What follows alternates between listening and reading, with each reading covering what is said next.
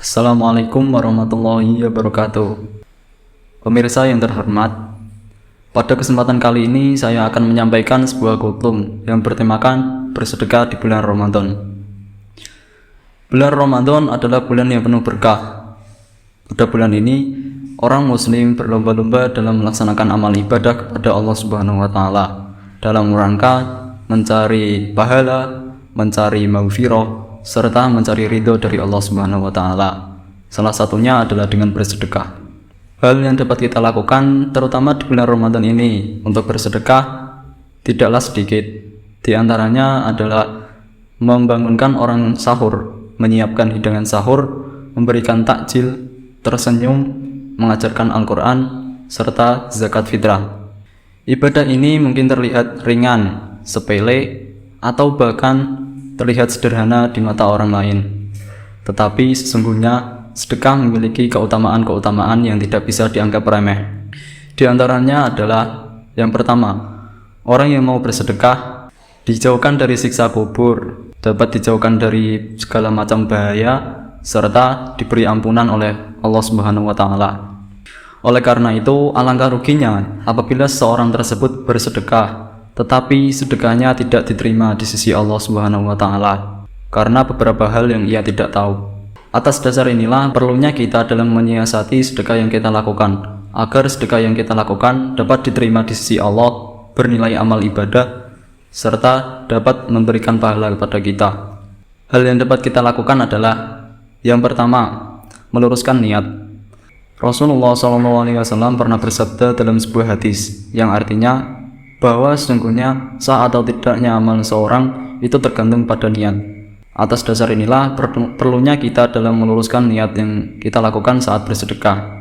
Dan perlu diketahui bahwa sedekah sesungguhnya tidak akan mengurangi harta seorang hamba, melainkan seperti penegasan dalam sebuah hadis yang diriwayatkan oleh Imam Abu Hurairah bahwa sesungguhnya para malaikat mendoakan kepada orang-orang yang mau bersedekah agar harta mereka bertambah berkah dan melimpah. Dan perlu diketahui bahwa doa malaikat adalah doa yang mustajab. Artinya doa malaikat tidak akan tertolak. Yang kedua adalah memastikan bahwa harta yang kita gunakan saat bersedekah berasal dari harta yang halal. Karena sedekah seseorang tidak akan diterima apabila harta yang mereka gunakan berasal dari harta yang haram, seperti mencuri, gosok, korupsi, dan lain-lain. Dan perlu diingat bahwa niat yang baik tidak akan membenarkan cara yang salah. Hal yang ketiga adalah menjauhi sifat riya saat kita bersedekah. Karena sifat riya dapat menggugurkan pahala sedekah yang telah kita dapatkan. Dan yang keempat, jangan sekali-kali kita mengungkit-ungkit atau mengumbar-umbar sedekah yang telah kita lakukan. Karena hal tersebut dapat menghapus pahala sedekah, sebagaimana air yang menyapu bersih pasir di atas bebatuan. Dan sebagaimana firman Allah dalam Al-Quran surah Al-Baqarah ayat 264 yang artinya, wahai orang-orang yang beriman, janganlah kamu menghapus pahala sedekahmu dengan mengungkit-ungkit atau menyakiti hati si penerima. Empat hal ini merupakan hal-hal yang tidak mudah untuk dilakukan. Oleh karena itu, kita perlu melakukan latihan untuk bersedekah. Di antaranya adalah yang pertama, melatih keikhlasan dengan meniatkan sedekah yang telah kita lakukan semata-mata hanya kepada Allah Subhanahu wa taala. Yang kedua adalah melatih rasa empati dengan meningkatkan kepekaan kepada sesama serta dengan berbagi kepada sesama.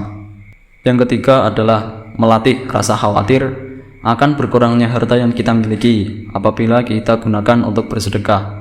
Karena Rasulullah pernah bersabda yang artinya, harta seorang hamba tidak akan berkurang karena sedekah. Hadis riwayat Tirmidzi.